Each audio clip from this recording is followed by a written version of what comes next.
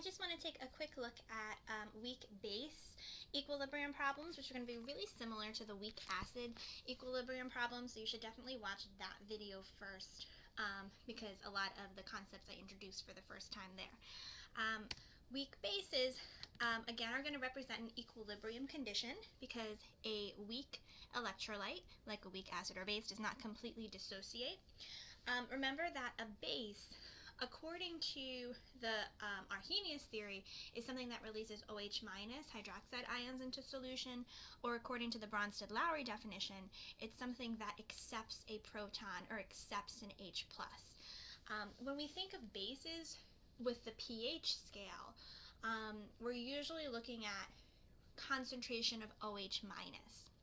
So if you're writing the dissociation of a base, something that has a formula, a general formula like B, that doesn't have OH in the formula, all you have to do is make it react with liquid water. And it's going to go through a Bronsted-Lowry transfer of proton kind of reaction. So the base is going to accept an H+. Okay, so here is the conjugate acid it would turn into. And it would cause water to act as an acid or an H+ donor, and the H2O would turn into OH-. And that's how you can get OH- in your reaction. So just whenever you're writing the dissociation or the ionization of a weak base, especially if it doesn't have OH in the formula, make it react with water. Now, you can do this easily for equilibrium because, remember, solids and liquids, even if you put them into your equation, your chemical equation, they don't end up in your equilibrium expression. So having this liquid water in your reaction is not really going to be a big deal when you get to icebox problems and things like that. Just like how for acids we have a Ka, for bases we're using it so much we call it a Kb. And it would be the products, it would be the conjugate acid that the base turns into times the hydroxide ion concentration over the base concentration, all at equilibrium. And this is on your formula sheet as well on the AP. The most common weak base that you'll see a lot is ammonia, NH3, which would turn into the conjugate acid NH4+. So for instance, the Kb expression for that would look like this. Remember that any kind of organic compound that contains an amine group, an NH2 group, can also function as a weak base.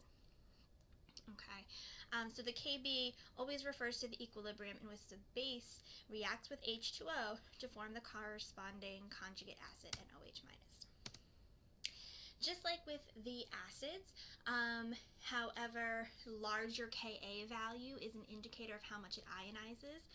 Very similar with weak bases. The larger the Kb, the stronger the base. So if you have a list of Kbs, you can compare how strong these bases are, how good they are as being a proton acceptor, and how much they would ionize in solution into their conjugate acid. So with weak base problems, the difference between that and a weak acid is with weak acids, we're usually looking at the H+ to get the pH. For weak bases, since we have OH- in our reaction, we're going to be finding OH- concentration and then POH and then turning that into pH. So it's really just going to be one additional step. Take a moment and look at this example. If you've already done weak acid problems, I would just take a moment, pause the video, and try this example. So I give you the Kb for this given base, and I give you the initial concentration. Just a question, how would this problem be different if this were a strong base?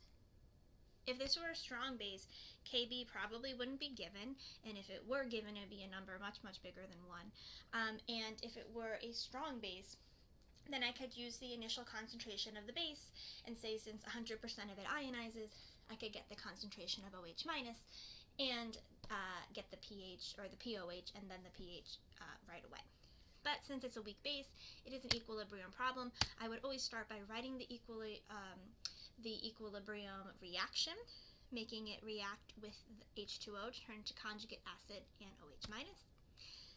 And if I wanted to write a Kb expression right away, here's what it is. It's something that I might be using in the problem eventually, since I know the Kb. And if I have all these equilibrium amounts, I could solve for one that's missing. So we have an initial 0.15 molar solution, so when we have initial stuff and we have an equilibrium problem, what am I going to be making? I'm going to be making an icebox. So when you're making an icebox for these weak bases, just remember H2O liquid, I don't care about it for my icebox. It's not in my equilibrium expression, right? If I go back, there's no liquid H2O in there. Solids and liquids do not appear in there. And so you can just cross it out or just not include it in your icebox.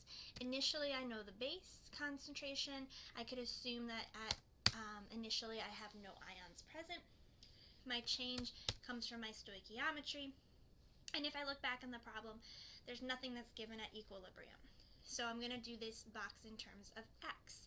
If I had something at equilibrium, I'd have a full column and could solve for x.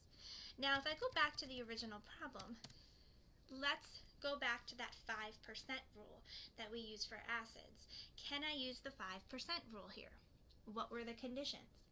We said that the K, the equilibrium constant, should be 10 to the third or 1,000 times different than that of the initial concentration of base. And it is. There's 1,000 times difference here. This is 1 times 10 to the negative 1 scale, and this is times 10 to the negative 5 scale. So it's a 10 to the third greater difference or greater. So I can use it.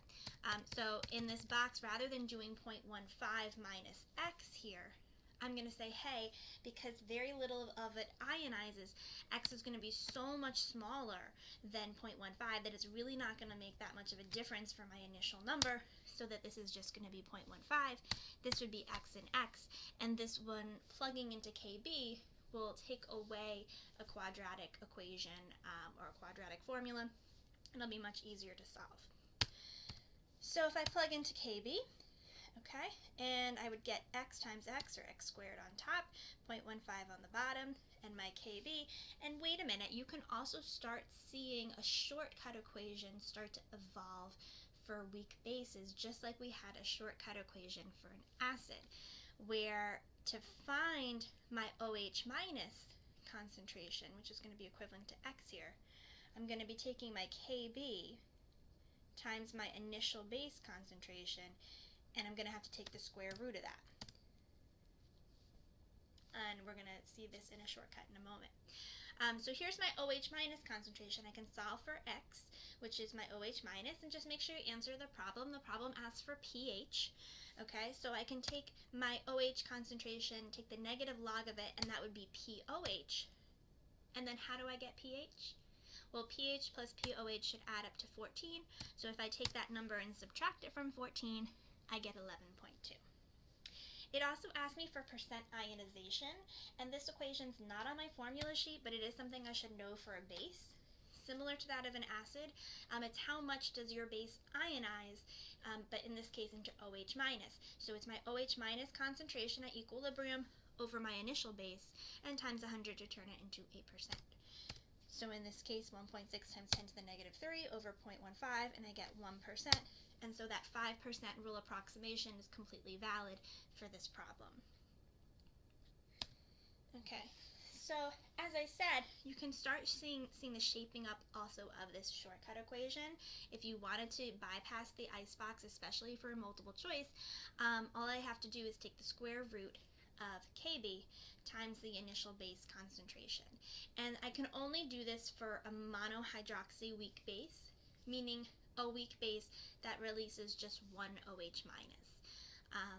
And again, the reason why it has to be monohydroxy is because this has to be just X, and if it was dihydroxy, let's say, you would have a 2 here. This would become a 2x. There'd be a 2 thrown into this equation, and it wouldn't end up working out. So just like how my weak acid one was for a monoprotic weak acid, this is for a monohydroxy weak base, both of which can follow the 5% rule. So just showing you the same problem, if I plugged into right away my shortcut equation, I could have solved for OH minus, there it is, gotten my POH by taking negative log of it, and getting pH by doing 14 minus that.